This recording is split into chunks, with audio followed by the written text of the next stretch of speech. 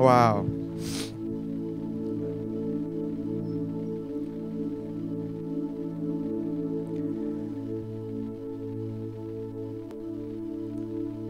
Berapa banyak yang merasakan Tuhan di tengah kita, amin. Saya percaya Tuhan akan bergerak kuat hari ini. Saudara, hari ini saya nggak akan berkhotbah panjang. Saya hanya akan melanjutkan apa yang bulan lalu kita sudah mulai. Tadi ketika penyembahan saya diberi sebuah penglihatan tentang tangan yang berlumuran darah. Jelas tangan yang berpaku itu yang mengeluarkan darah, saudara. Dan saya percaya saudara, Tuhan sayang sama kalian, sama Anda dan saya. Bukan karena perbuatanmu, bukan karena kuat gagahmu, tetapi karena kamu adalah anak Tuhan, saudara. Ya, boleh bilang kanan kiri kamu anak Tuhan. Ya. Come on. Kamu bukan anak tetangga. Kamu anaknya Tuhan. Minggu lalu Pastor Joe ada sampaikan dari Roma pasal 4 ya. Karena minggu lalu saya berhalangan, minggu depan juga saya izin berhalangan karena ada keluarga saya yang ponakan saya menikah gitu kan ya. Jadi minggu depan Pastor Joe juga akan melanjutkan kitab Roma. Hari ini saya mundur ke belakang karena sebelumnya kan saya bahas baru sampai Roma pasal 2, lalu kemarin Pastor Joe bilang, bro saya ambil Roma pasal 4, oke. Kalau gitu saya akan mundur sedikit ke Roma pasal 3 karena Roma pasal 3-nya belum dibahas ya saudara. Ada sedikit aja yang saya mau sampaikan hari ini sebelum kita mengambil perjamuan kudus. Roma pasal 3, boleh ditampilkan slide-nya. Hari ini saya beri judul khotbah saya Standar Allah.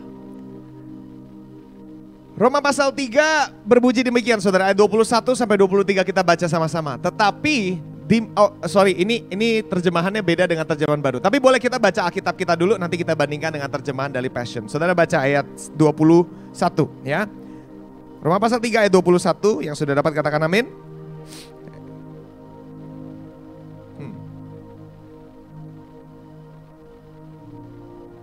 Oke. 21, tetapi sekarang tanpa hukum Taurat, kebenaran Allah telah dinyatakan seperti yang disaksikan dalam kitab Taurat dan kitab-kitab para nabi. Yaitu kebenaran Allah karena iman dalam Yesus Kristus bagi semua orang yang percaya sebab tidak ada perbedaan. Karena semua orang telah berbuat dosa dan telah kehilangan kemuliaan Allah. Saudara bandingkan dengan yang saya baca di Passion ini.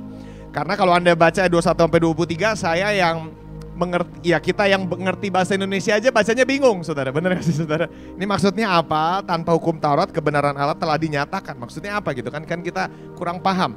Nah, kalau Anda baca dari terjemahan lain mungkin akan memperjelas apa yang membingungkan di terjemahan bahasa Indonesia kita saudara. Tulisannya begini saudara, tetapi di masa kita, masa siapa saudara? Di masa kita, yaitu masa kapan?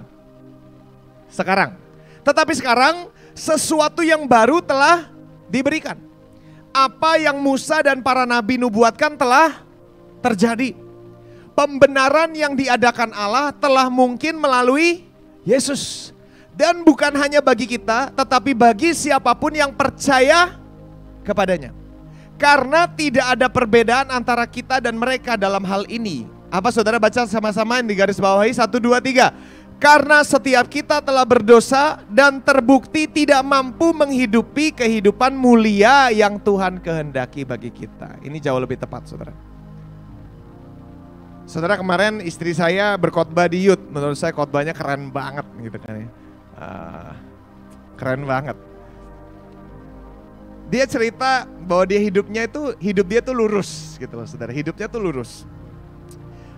Berbeda ya, dia kemarin cerita, ini saya kutip sedikit cerita dia. Jadi dia bilang hidup orang ini kan, saudara pernah nonton Winnie the Pooh masih? Ya udahlah itu panjang lagi. Tapi intinya ada orang kan yang hidupnya lurus gitu kan saudara. Nah dia bilang dia itu hidupnya lurus. Orangnya dari dulu tuh nggak suka macem-macem. Sementara saya ini tipe orang yang seradak seruduk. Dari zamannya SD, SMP, SMA saya itu konyol gitu loh saudara. Suka buat onar, apalagi belum bertobat saudara, tambah konyol lagi. Makanya saya pakai narkoba, saya dulu pernah diskorsing di sekolah gara-gara main petasan di dalam kelas gitu kan ya. Pokoknya gitu konyol, hal-hal yang paling, istilahnya saudara maaf, hal-hal yang paling bodoh yang pernah Anda pikirkan manusia bisa lakukan, itu saya suka lakukan gitu loh. Karena saya orangnya begitu, tabrak sini tabrak situ. Sementara istri saya ini orangnya lurus gitu. Nah dia bilang kalau kita ketemu dulu, gue pasti gak suka sama lu tuh tipe cowok yang paling gue benci gitu kan. Soalnya seleboran, sementara dia nih lurus. Jadi dia nih, buat dia gak masuk akal orang bisa pakai narkoba. Itu kan hal yang bodoh gitu kan. Gak masuk akal orang begini, karena dia orangnya lurus gitu kan. Sampai dia sadar bahwa ujung-ujungnya bahkan ketika dia lurus pun hidup dia tidak mencapai standar Allah, intinya gitu loh. Ya, sampai akhirnya saudara dia mengalami Tuhan, istilahnya dia mengalami Tuhan dan dari situ dia dimerdekakan. Nah saudara, yang saya mau sampaikan begini saudara. Bahwa seringkali kita ini berpikir karena kita, saudara kan balik lagi, kita ini orang Kristen semua, Anda sudah lahir baru tetapi background kita berbeda-beda. Ada orang yang seperti saya tahu hidup saya hancur berantakan. Tapi ada orang-orang yang sebelum ikut Tuhan merasa dirinya sudah cukup baik. Saudara ingat gak khotbah saya 2 minggu lalu? Itu yang saya bilang kaum moralis. Dalam batinnya sangat yakin bahwa saya ini orang baik. Bahkan tanpa Tuhan pun gue udah baik. Ngerti gak saudara? Nah orang yang kayak gini yang sebenarnya menurut saya lebih bahaya. Karena orang yang seperti ini tidak punya akses kepada karunia Allah karena merasa dirinya cukup baik. Sedangkan jalan satu-satunya menuju kehidupan kasih karunia adalah menyadari bahwa sekalipun tanpa Tuhan saya baik, tetap kebaikan saya seperti kain lap kotor di tangan Tuhan. Ibarat saudara, misalnya saya buat kita, ini kan ini udah 17, udah lewat Agustus, saya sampai lupa bulan nih. Misalnya saya mau buat perlombaan akhir tahun, perlombaan Natal misalnya. Nanti kita buat perlombaan Natal, hadiahnya 10 juta sungguhan misalnya. Perlombaannya sederhana, nggak ribet-ribet. Saudara lihat atap di sini kan? Yang bisa lompat dan sentuh atap saya kasih 10 juta. Kira-kira ada yang mau daftar nggak? 10 juta loh. Lompat dari lantai, kalau Anda benar-benar bisa sampai sentuh dinding aja, Anda dapat 10 juta. Nggak boleh pakai alat-alat bantuan, hanya kakimu saja gitu kan. Ya boleh alat-alat bantuan selain tangga dan lain-lainnya gitu kan. Ada saudara yang bakal ikut perlombaannya. Kenapa? Kenapa saudara? Nggak nyampe. Mau orang pemain basket saya datangkan saudara dari NBA sekalipun ya. Yang badannya paling tinggi, ambil lah Yao Ming misalnya gitu kan. Suruh lompat kagak bakal nyampe. Kenapa saudara? Kenapa? Nggak ribet, nggak jebakan saudara, sungguh. Ketinggian, udah jawabannya itu doang, ketinggian. Itu sesuatu yang tidak mungkin ada manusia bisa lakukan, bahkan yang paling tinggi sekalipun. Kenapa? Nggak nyampe, ketinggian. Nah saudara, demikian juga standar Allah. Anda pikir standar Allah sesuatu yang bisa dicapai oleh manusia? Maaf saudara, nggak nyampe.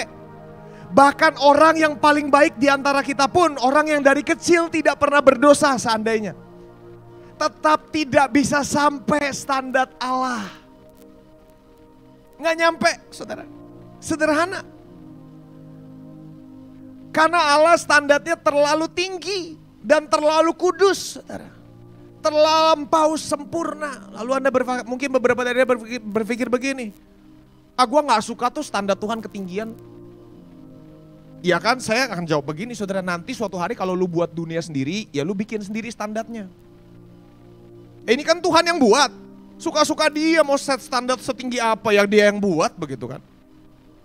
Tetapi yang jelas juga saudara, di dalam setiap manusia yang diciptakan, firman Tuhan menjelaskan, setiap kita telah berdosa dan terbukti tidak mampu menghidupi kehidupan mulia yang Tuhan kehendaki.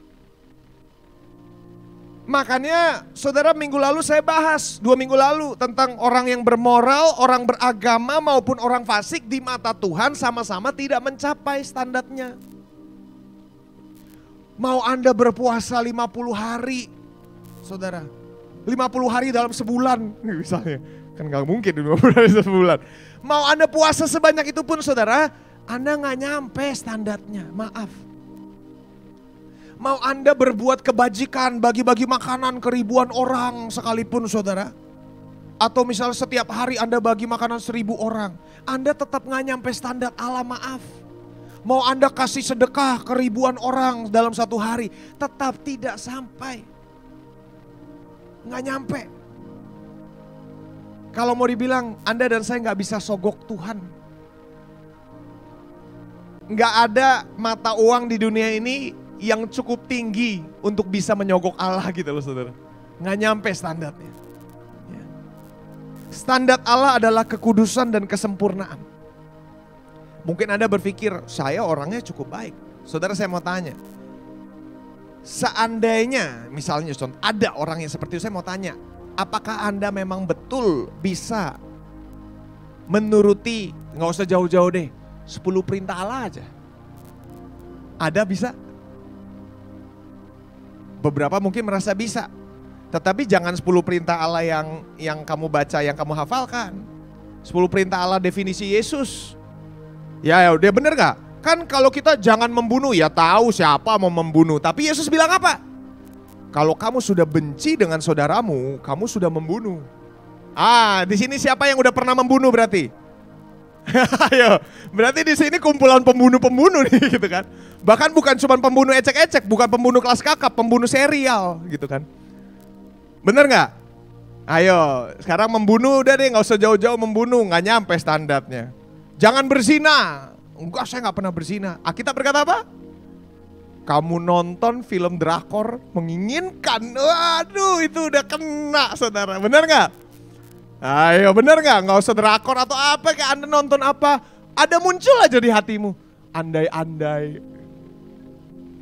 Udah andai-andai aja udah gak bener gitu di mata Tuhan, saudara. Ayo, ada ya, sampai gak standar Allah? Kagak, gak bisa. Tapi ini kan kita gak pernah ajarin kan ke anak sekolah minggu. Saya rasa guru sekolah minggu juga gak mungkin ngajarin begini. Hafalin yuk 10 perintah Allah. Nomor 1, nomor 2, nomor 3, sampai nomor 10. Terus guru sekolah minggu udah hafal, wah hebat. Hari ini kakak mau kasih tahu kalian. Kalian semua gak akan mampu ngerjain ini. Nggak pernah saya dengar guru sekolah minggu ngomong gitu. Guru sekolah minggu ngomong, hafalin 1 sampai 10 ya, jangan lakuin ini ya. Kalau mau jujur, saudara, itu mesti dirombak. 1 sampai 10, kakak mau kasih tahu. 1 pun dari kalian nggak akan bisa mengerjakan ini semua. Ayo. Tapi kita ini tanpa sadar merasa bisa. Dan justru ketika kita merasa bisa, kita jadi orang yang jahat sama sesama Kristen lainnya. Makanya saya bilang kaum agamawi yang saya bilang 2 minggu lalu itu paling berbahaya. Karena paling banyak ada di gereja dan paling menjadi nomor 1 alasan kenapa orang dunia tidak mau jadi Kristen. Kenapa? Karena sekalipun kamu orang Kristen, sekalipun kamu mengaku dekat sama Tuhan, kamu rajin berdoa, kamu rajin baca Alkitab, kamu rajin beribadah, tapi kelakuanmu jahat. Gitu deh. Kamu jahat, omonganmu jahat, kelakuanmu jahat. Maaf gitu loh, saudara. Enggak, saya melakukan ini atas nama Tuhan. Itu yang bikin kamu tambah jahat gitu kan. Bener gak, saudara? Makanya 2 minggu lalu saya bilang, kita ini orang Kristen harusnya jadi orang yang paling mengasihi banyak. Karena tahu kamu diampuni banyak. Ayolah saudara, betul saudara. Hari ini saya mau sampaikan kita gak sampai standar itu. Firman Allah berkata, kita nggak nyampe, tidak punya kemampuan, tidak punya kesanggupan. Yang ada di kita ini hanya egois, kebohongan. Ya itu nggak perlu diajarin deh, betul nggak? Barang egois, bohong, nggak usah diajarin lagi deh. Ya. Standar Allah sekali lagi adalah mustahil. Minggu lalu saya bilang tentang kaca, masih ingat saudara kaca?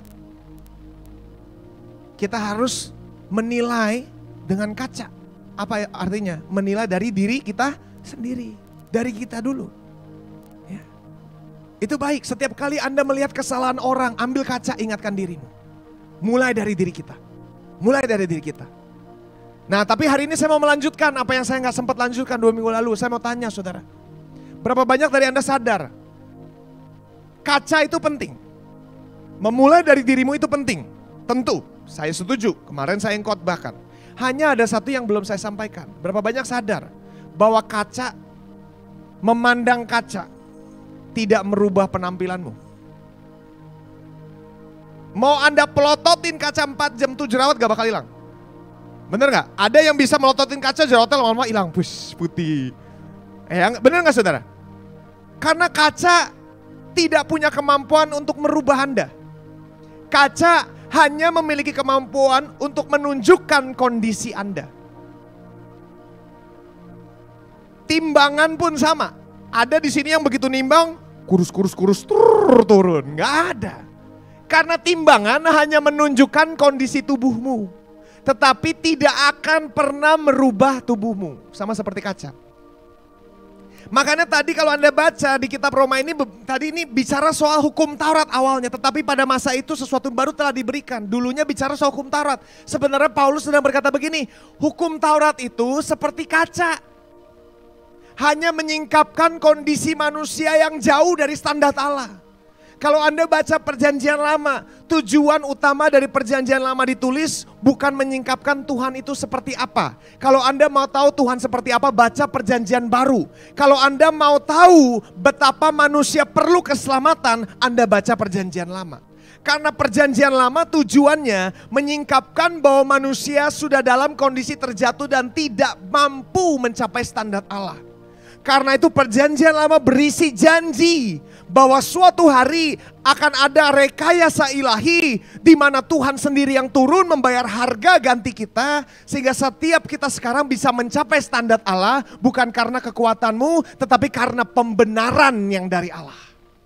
Anda tidak benar tapi dibenarkan.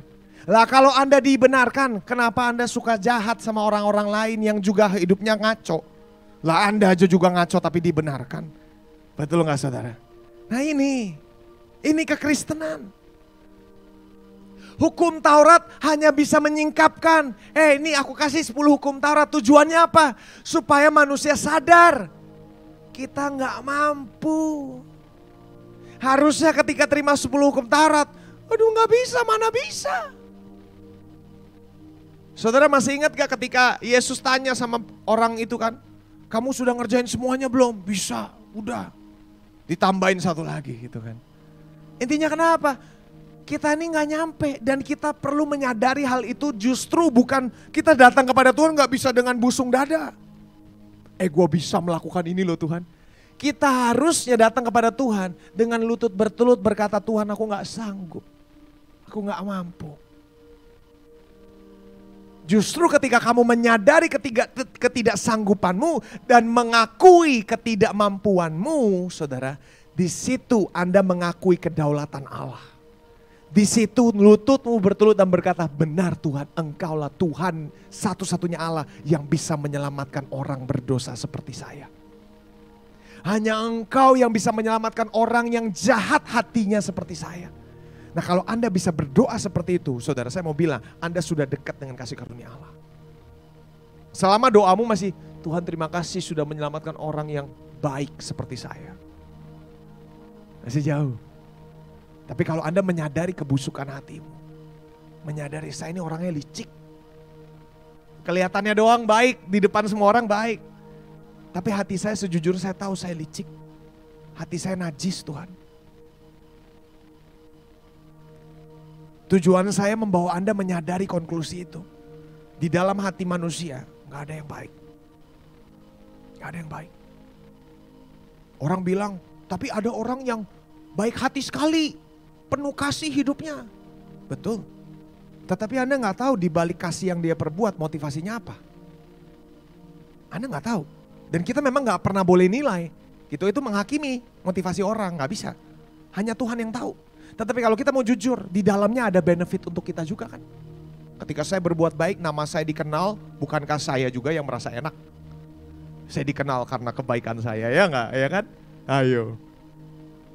Anda pikir Tuhan gak tahu? Oh Tuhan tahu. Nah itu kenapa saudara? Tuhan bilang, hanya bisa didekati dengan mereka menyadari, aku ini hancur hati, najis hati. Najis bibir gitu kurang lebih. Tuhan tolong aku. Nah tapi sekali lagi, bukan cuma menyadari saya najis lalu gak ngapa-ngapain. Karena kaca tidak merubah Anda. Timbangan tidak merubah Anda. Menyadari bahwa Anda orang najis, menyadari bahwa Anda orang kotor, tidak merubah apapun. Tetapi itu awal, betul gak saudara? Kalau Anda mau diet tetapi menyangkal saya gendut, gitu misalnya gitu kan. Iya gak bakal kurus-kurus. Pertama harus menyadari dulu. Betul, kayak saya, aduh saya udah keberatan nih. Ya kan? Saya kemarin cobain gin saya, buset kagak muat gitu kan. Kalau saya mau diet, saya harus pertama-tama menyadari dulu dan mengakui. Saya gak bisa bilang begini, enggak memang keturunan gue begini, kagak. Itu jeansnya aja mengecil. Selama saya menyangkal saudara, nggak akan ada perubahan. Memang itu awal, tetapi itu tidak ada perubahan, tidak bisa membawa perubahan. Jadi apa yang harus kita lakukan? Step kedua, datang menghadap tahta kasih karunia Allah. Berseru kepada Allah yang bisa menyelamatkan Anda. Kasihnya cukup buat Anda. Ya. Kalau Anda baca sebenarnya yang tadi kita baca Roma pasal 3 ini saudara. Sebenarnya Paulus ini berbicara ini adalah jawaban dari sanggahan yang pertama-tama diberikan di pasal 1 ayat 1. Di pasal 3 ayat 1 ya. Kalau Anda baca pasal 3 ayat 1, dari ayat 1 itu orang-orang Kristen di masa itu bertanya pertanyaan-pertanyaan tentang kasih karunia kepada Paulus. Kita nggak tahu jelas pertanyaannya apa, hanya kita punya jawabannya dari Paulus, itu aja. Ya. Tetapi saya bisa kalau Anda baca ditanya gitu loh. Orang Farisi ketika mendengar tentang berita kasih karunia, orang-orang Kristen di masa itu ketika mendengar berita tentang kasih karunia, mereka bertanya, terus apa gunanya gua lahir sebagai orang Yahudi? Apa gunanya gua disunat dulu? Gitu kan? Mereka bertanya, apa gunanya gua ngikutin hukum Taurat dulu? Apa gunanya kalau gitu, kalau semuanya nggak nyampe standar Allah? Mereka bertanya begitu. Yang pertama mereka tanya adalah keuntungan dari berada dalam keluarga ilahi itu apa? Orang-orang Kristen di masa itu kalau Anda baca di ayat 1 berkata begini, jika demikian apakah kelebihan orang Yahudi dan apakah gunanya sunat? Gitu kan, dia tanya. Kalau memang semuanya nggak nyampe, kayak lu bilang orang beragama juga berdosa di hadapan Tuhan. Orang beragama juga bersalah di hadapan Tuhan. Terus mereka tanya, apa gunanya dulu kita disunat? Apa gunanya dulu kita mempertahankan tradisinya Musa yang Tuhan berikan? Apa gunanya itu semua? Saudara, Paulus nggak bilang nggak ada guna. Enggak, Paulus nggak bilang nggak ada guna. Paulus bilang apa? Banyak sekali manfaatnya. Banyak sekali, dan di dalam segala hal dia bilang, pertama-tama karena kepada mereka lah dipercayakan firman Allah. Intinya begini saudara, mungkin Anda bertanya, memang kalau memang agama tidak menyelamatkan gitu kan, kalau memang itu semua tidak menyelamatkan, apa gunanya saya datang ke gereja? Apa gunanya saya dipaksa-paksa sama mama papa saya ke gereja gitu kan? Nah Tuhan jawab, saya jawab apa yang Paulus katakan, banyak keuntungannya. Tetapi keuntungan dari datang ke gereja atau lahir dalam keluarga Kristen tidak menyelamatkan Anda. Saudara masih ngerti ya? Jadi berada dalam keluarga Kristen memang tidak menyelamatkan Anda. Hanya karena Juda adalah anak saya, itu tidak menjamin keselamatannya. Karena yang menjamin keselamatannya bukan karena dia anak saya. Bukan. Tetapi dia suatu hari harus mengalami pengalaman dengan juru selamatnya. Gitu kan? Menerima kelahiran baru. Saudara ngerti ya? Ya. Lalu bertanya, apa gunanya Juda lahir dalam keadaan Kristen? Banyak. Banyak. Karena jelas firman Tuhan penuh dengan janji kepada mereka yang menjadi keturunan orang-orang percaya. Janjinya banyak. Hanya itu tidak menjamin apa-apa soal keselamatanmu. Ngerti ya saudara ya? Jadi kalau Anda bertanya, saya lahir dari keluarga Kristen, saya dari dulu diajar tentang kekristenan. Minimal kamu pegang banyak nilai moral yang gak bisa jauh dari situ. Saya masih ingat, saya kan keluarga kecil tumbuh dalam komunitas Kristen. Mama saya pelayanan dari saya masih kecil. Jadi saya juga dulu ikut pelayanan kemana-mana. Lalu saya tetap narkoba kan. Saya dulu tetap jatuh narkoba. Saya tetap hidup semau-mau saya. Saya tetap hidup jauh dari Tuhan. Tetapi saudara saya mau kasih tahu, ini saya bersaksi. Setiap kali, ini kalau saya bercerita saudara ya, banyak kejadian-kejadian aneh yang saya alami selama saya pakai narkoba. Yang membuat saya tidak masuk akal selain Tuhan sendiri yang mengintervensi. Ya. Ada kala di mana saya hampir mati. Lalu di dalam ketika saya hampir hilang kesadaran, saya lihat ada tangan Tuhan yang tolong saya. Itu satu. Terus pernah juga di momen di mana saya lagi stres banget, tiba-tiba saya seperti menyanyikan lagu anak-anak, lagu anak sekolah minggu. Apa ya dulu saya lupa judulnya. He knows my name, he knows my every thought. Jadi aneh saudara, bahkan di tengah saya sedang memberontak dari Tuhan sekalipun, apa yang dulu pernah nyantel dalam hidup saya semasa saya ikut sekolah minggu, ya, ikut gereja, itu selalu berteriak di kuping saya, saudara. Ya. Ini bahkan saudara kalau Anda pikir, sekarang pikir-pikir di zaman sekarang. Menjaga agar anakmu tidak jatuh dalam pergaulan bebas, pergaulan seks bebas saudara. Itu kan kayaknya mustahil di zaman sekarang, betul gak saudara? Apalagi buat saya yang dulu tinggal di Amerika. Yang kehidupan pergaulan bebas seperti itu sangat liar, betul gak saudara? Hidup jauh dari orang tua. Kalau saudara tanya, hanya karena anugerah Tuhan. Setiap kali, ini saya cerita saudara. Setiap kali, ini saya jarang cerita tapi saya cerita. Setiap kali saya hampir mau berhubungan dengan seseorang. Ada-ada aja kejadian saudara. Waktu itu mau berhubungan, apartemen saya bisa bunyi kebakarannya. Wah semua panik keluar dari apartemen. Udah gak jadi. Pernah lagi udah hampir mau berhubungan. Saya gara-gara lagi pakai narkoba, ketiduran pingsan. Itu kalau bukan Tuhan apa saudara? Aneh saudara. Jadi saya bilang, ada gak keuntungan dari orang yang lahir dalam keluarga Kristen? Banyak kata Paulus. Banyak. Walaupun hidup kamu jauh dari Tuhan. Tapi saudara, Anda akan melihat bahwa perkenanan Allah tetap menyertai Anda. Perlindungan Allah tetap menyertai Anda. Dan itu sudah janji Tuhan, masalahnya dia itu gak begini. Makanya lalu pertanyaan kedua kan saudara. Bertanya begini, bagaimana dengan ketidaksetiaan? Karena di ayat 3 dikatakan begini, jadi bagaimana jika di antara mereka ada yang tidak setia? Dapatkah ketidaksetiaan itu membatalkan kesetiaan Allah? Jawab Paulus apa? Enggak. Jadi saudara lihat, saya lahir dalam keluarga Kristen, papa mama saya memiliki janji dari Tuhan, anak-anaknya saya, contohnya saya nih, tidak hidup dalam kesetiaan. Saya hidup dalam pemberontakan terhadap Allah.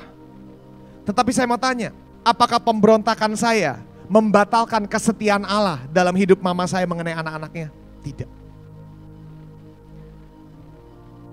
Itu bukan saya ngomong saudara. Tetapi Tuhan sendiri yang berjanji. Karena itu kesetiaannya Allah tidak ada hubungannya dengan perbuatan saya, saudara. Sekalipun kita tidak setia, dia tetap setia sama janjinya. Jadi sekali dia sudah memberikan Anda sebuah janji, Anda pegang. Kalau Anda pernah dapat janji bahwa Tuhan akan pakai anak-anakmu, pegang terus. Dulu saya pas masih kecil dinubuatin sama hamba Tuhan. Anak ini akan dipakai Tuhan. Lalu pas kuliah jadi narkoba. Kelihatannya berbanding terbalik dengan apa yang Tuhan janjikan, betul gak saudara? Dipakai Tuhan jadi pendeta, tapi sekarang gue ngeliat anak gue begajulan pakai narkoba. Apa yang Anda lakukan? Saudara, ingatkan dirimu akan kesetiaan Allah. Bahwa sekali dia telah berjanji, sekalipun anak saya tidak setia, dia tetap setia. Sekalipun saya tidak setia, dia tetap setia. Jadi gini saudara, ketika Allah memberi janji, lalu sesuatu terjadi menjadi buruk misalnya. Anda menjanjikan anak ini akan dipakai Tuhan. Terus tengah-tengah Anda lihat anak ini misalnya kena penyakit yang hampir membawa kematian. Atau misalnya narkoba hampir membawa kematian juga. Anda jangan jadi meragukan janji Allah. Anda juga jangan jadi berkata gini, mungkin gue yang salah kali, ada dosa gue kali makanya anak gue kena. Mungkin gue buka celah kali. Saudara, mau Anda buka celah, mau Anda tidak setia, firman Tuhan tetap berkata, satu, janji Allah didasari atas karakternya yang setia, bukan atas perbuatanmu. Sekalipun kamu tidak setia, dia adalah Allah yang tetap setia. Keren gak sih punya Tuhan kayak gitu saudara? Beri tepuk tangan buat dia dong. Keren banget. Karena apa saudara? Slide berikutnya. Gak berjalan. Baterai habis kali. Satu slide berikutnya. Bisa? Oh nge-lag ya komputernya? Oke. Ya. Saya jadi lupa mau ngomong. Nih, kesetiaan Allah, kesetiaan adalah karakter Allah dan karenanya tidak terpengaruh oleh perbuatan kita. Saudara taruh ini di hati kita. Dia tetap adalah Allah yang setia. Jangan pernah ragukan kesetiaannya. Itu adalah bagian dari karakter dia. Dia gak bisa kayak Anda dan saya. Kadang setia, kadang kagak. Anda ini tidak konsisten, tapi Allah tuh konsisten. Dia stabil dalam segalanya. Kita tidak, saudara. Jangan samakan Allah dengan kita. Kita ini ciptaannya. Saudara, Allah itu adalah Allah yang setia dan karenanya dia sangat menghargai kesetiaan. Kadang kita orang Kristen ini menilai segala sesuatu dari besar kecilnya hasil. Ya enggak? Kalau duitnya banyak berarti berhasil. Ya, kalau barangnya banyak berarti orang ini berhasil. Mobilnya banyak berarti berhasil. Kalau istrinya banyak berarti berhasil. Mungkin orang pikir begitu, gitu kan. Tapi Tuhan gak ngelihat itu sebagai tanda berhasil. Keberhasilan di mata Tuhan diukur dari kesetiaanmu. Dan ini penting. Kalau memang Tuhan mengukur dari kesetiaan, berarti berapa banyak yang kamu sekarang pegang, tidak berarti kamu ini setia loh. Memang bisa, kesetiaan selalu akan membuat Anda dipercayakan lebih banyak, betul. Tetapi Anda tidak bisa menilai perkenanan Allah dari berapa banyak harta yang dia miliki. Gak bisa. Jangan Anda pikir kalau memang perkenanan Allah diukur oleh harta kita, maka orang terkaya Bill Gates itu adalah orang yang paling dekat dengan Tuhan. Sekarang orang paling kaya bukan Bill Gates lagi ya, siapa sih? Elon Musk ya, saya nggak tahu deh. Yang jelas bukan saya. Ya saudara, benar nggak saudara? Berarti orang itu adalah orang yang paling dapat perkenanan Allah. Anda nggak bisa ukur seperti itu. Tapi yang jelas saudara mesti tahu, yang Allah paling hargai adalah kesetiaan. Ya. Saya teringat dengan kejadian di mana seseorang menghadap tahta penghakiman Allah. Tuhan, aku udah bawa ribuan jiwa. Tuhan cuma bilang, lah gue panggil lu gak untuk bawa ribuan jiwa. Gue panggil lu untuk menjadi seorang akuntan. Gitu kan. Gue mau lu setia di situ. Dan kalau di situ hasilnya akan lebih banyak. Intinya begitu. Tetapi yang Tuhan ukur bukan besar kecilnya yang kita bisa capai. Tetapi kesetiaan.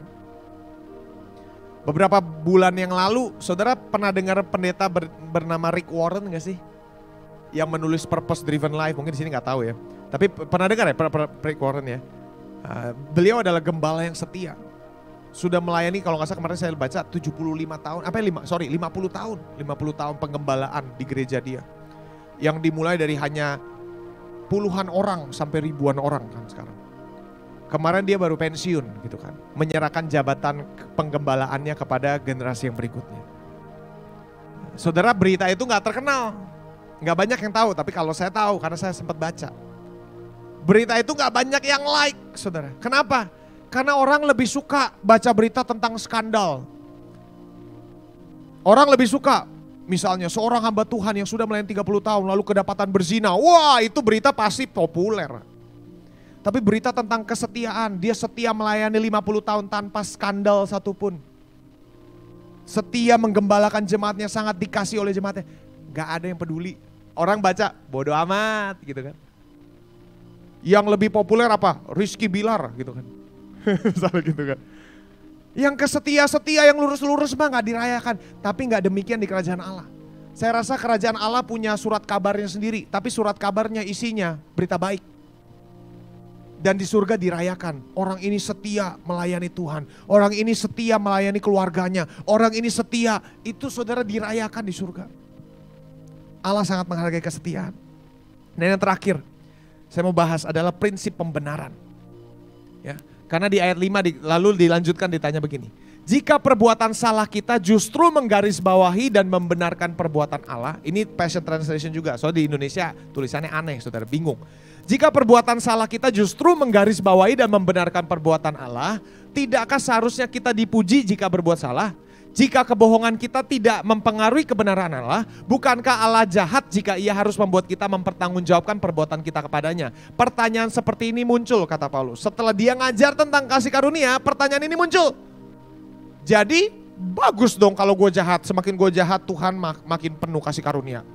Orang jadi bertanya, lalu kenapa Tuhan harus mempertanggungjawabkan kita? Kalau semakin jahat kita semakin besar kasih karunia Allah gitu kan ya. Orang pertanyaan seperti ini muncul, kata Paulus. Jawaban Paulus tetap sama, jawabannya hanya satu, tidak. Bagaimana segala sesuatu dapat dibenarkan jika Allah tidak melakukan pembenaran itu? Nah saudara, kalau Anda baca cerita, ini pertanyaan yang dilontarkan dari jemaat Roma kepada Paulus ketika Paulus mengajar tentang kasih karunia. Karena dulu orang tidak mengerti tentang kasih karunia. Dulu itu semuanya didasari hukum Taurat. Orang harus baik, orang harus bertata krama, orang harus begini, standarnya begini.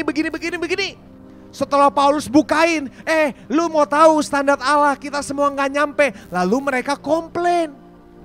Loh kalau gitu semua orang bebas dosa dong. Kalau gitu semakin berdosa semakin bagus dong. Paulus bilang, tidak. Saudara, kalau Anda pikir baik-baik, kenapa sih pertanyaan itu muncul di hati kita? Kenapa sih ketika kita mendengar berita tentang kasih karunia, kita jadi mempertanyakan kebaikan Allah? Apakah betul? Masa begitu berarti kita boleh hidup liar, boleh gini, boleh gitu, boleh gitu. Nah, saudara, sebenarnya pertanyaan seperti itu keluar dari hati manusia yang selalu ingin mencari pembenaran. Kita ini selalu mau mencari pembenaran. Mencari sesuatu dalam diri kita yang bisa kita tonjolkan dan berkata, nih loh, ini alasan gue layak terima kasih karunia. Ini loh setidaknya Tuhan, gue gak seliar mereka, setidaknya gue bawa kebaikan gue. Karena kita ini selalu, sejak kita jatuh, manusia semua jatuh dalam dosa. Sejak itu manusia dihinggapi perasaan bersalah.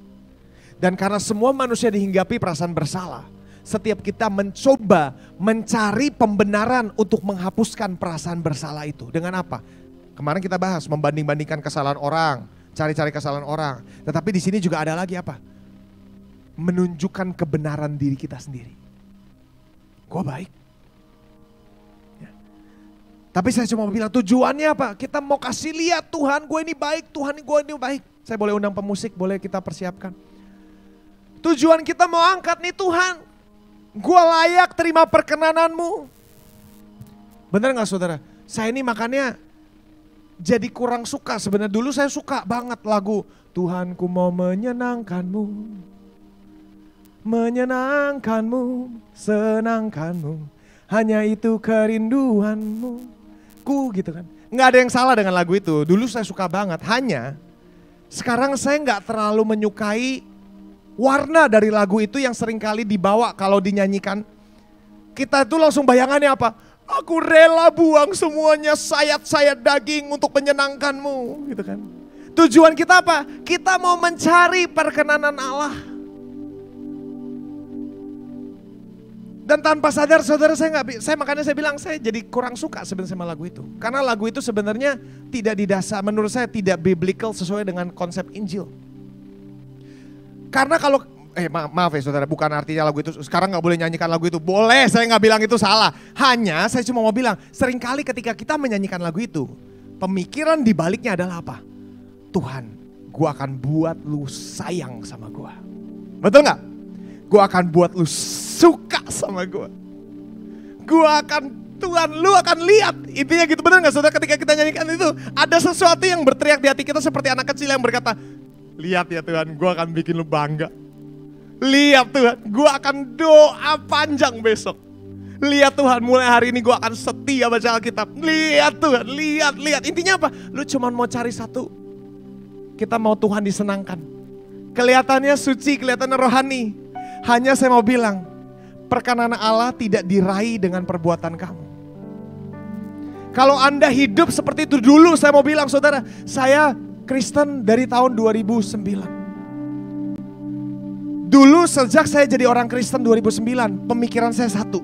Saya mau jadi anak kesayangan Tuhan. Saya mau jadi orang yang sangat dicintai Tuhan. Karena itu dulu saudara saya gila-gilaan untuk Tuhan. Tujuannya apa? Supaya nanti kalau saya pulang, Tuhan suka sama gue. Tapi di tahun 2016 kemarin, saya disingkapkan Tuhan. Kamu tahu, kamu gak usah cari perkenanan saya. Aku tuh udah suka sama kamu. Kamu gak usah coba menyenangkan aku. Saudara gini deh. Saya hari ini begitu punya anak saya sadar. Kalau saya punya Judah, tidak ada satupun yang dia sudah perbuat atau yang akan perbuat yang bisa membuat saya mencintai dia lebih lagi. Saya sangat cinta sama dia. Apakah berarti saya lebih baik dari Tuhan? Enggak. Sebaliknya, itu justru menyingkapkan. Kalau manusia yang tidak sempurna aja bisa mencintai anaknya seperti itu, apalagi Tuhanmu di surga. Kalau Anda hidup hanya untuk mengejar perkenanan Tuhan, seumur hidup Anda akan berjerih payah mencari sesuatu yang sebenarnya Anda sudah punya. Kalau Anda mencoba membawa resume Anda, Tuhan lihat ini yang berhasil aku capai. Tuhan tetap akan senang dan bangga. Tapi bukan karena apa yang kamu perbuat. Tetapi karena identitas kamu. Saudara, kalau misalnya suatu hari ada Juda dan ada temennya. Dua-duanya menggambar gambar yang sama. Temennya gambar lebih bagus. Terus dia datang ke saya, Om, ini gambarnya bagus. Tapi begitu anak saya yang gambarnya lebih jelek, kebanggaan saya bukan karena hasil gambar dia. Tetapi ini anak gue bisa gambar. Saudara ngerti gak sih? Kalau anak tetangga beda. Kamu ini anak Tuhan. Saudara, sekali lagi saya mau bilang, jangan hidup untuk gini, bolehlah Anda mau gini, bukannya salah. Maaf kalau saya sepertinya menghujat, tetapi saya mau buka pemikiran Anda. Kalau Anda hidup senantiasa mencoba mengejar perkenanan Tuhan, saya cuma mau bilang, Anda hanya akan seumur hidup menghabiskan energimu mencari sesuatu yang sebenarnya sudah Anda miliki. Itu aja.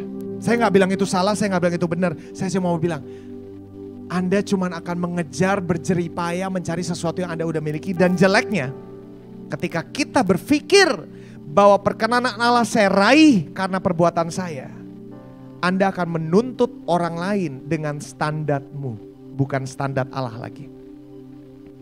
Anda lupa bahwa Anda pun tidak mencapai standar Allah. Ya. Jadi saya mau bilang begini saudara, Paulus menggarisbawahi pembenaran yang dicari manusia, pembenaran yang dicari oleh jiwa manusia hanya bisa diterima sebagai hadiah, bukan upah. Titik. Anda gak bisa mencapai perkenanan Allah dengan pemikiran upah. Ya. Saudara, misalnya saya tanya, di sini Anda, nih pemikiran tentang konsep Injil tuh begini. Suatu hari Anda kerja, terus Anda kerja dalam sebuah perusahaan ya. Anda kerjanya tuh jeleknya minta ampun, buat kesalahan terus, kacaunya minta ampun, setiap hari selalu merugikan perusahaan. Dan Anda tahu bahwa gue pasti akan dipecat. Ya, coba bayangkan kondisi itu ya saudara ya. Terus tiba-tiba manajermu telepon kamu. Bro, begitu dia telepon aja kamu udah tahu dia mau ngomong apa. Gue mau dipecat, iya kan? Begitu tuh, kring bro. Kenapa? Sorry bro, kita udah gak bisa kerjain lu lagi. Lu harus gue pecat. Oh iya gak apa-apa, gue udah tahu. Iya bener gak? Anda udah tahu banget. Anda pasti gak nyampe standarnya. Gue pasti dipecat. Dan benar ternyata Anda dipecat. Betul, Anda pulang ke rumah. 1 hari kemudian perusahaan telepon Anda balik. Begitu ditelepon, wah Anda seneng. Apa? Gue dapat kerjaan gue balik. Oh enggak, lu mah jelek banget, gue mah gak mau kerjain lu lagi. Enggak, lu gak bakal, amit-amit gue terima lu lagi gitu kurang lebih. Wah kaget. Tapi gue mau cerita ke lu, manajernya bilang, setelah lu berhenti ada 1 orang yang kerja. Wah dia tuh bagus banget, dia gantiin lu. Dia gantiin pekerjaan lu, gila kerja dia bagus banget. Semua yang lu gak bisa dia kerjain dengan sempurna.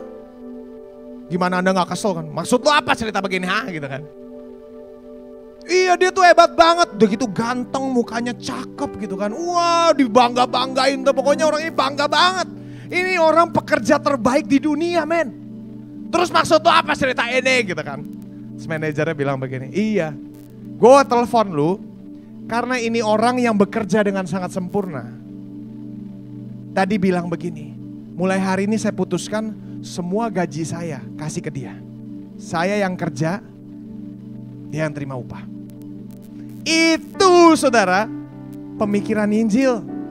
Bukannya Anda terima kerjaan lagi, Anda jadi terima kerjaan dan sekarang Anda bekerja giat untuk Allah. Bukan, semua sudah diselesaikan Kristus. Kamu hanya menerima apa yang dia sudah bayar. Itu saudara. Karena Anda gak nyampe, disuruh kerja juga gak bisa, udah deh. Gak nyampe standar Tuhan. Karena itu Tuhan yang kerjain bagi kita. Dia yang beresin bagi kita. Bagian kita apa? Menerima dengan iman. Menerima dengan iman. Dan mulai dari hari itu hidup bergaul dengan Allahmu. Amin. Mari kita bangkit berdiri, kita persiapkan diri kita untuk ambil perjamuan kudus.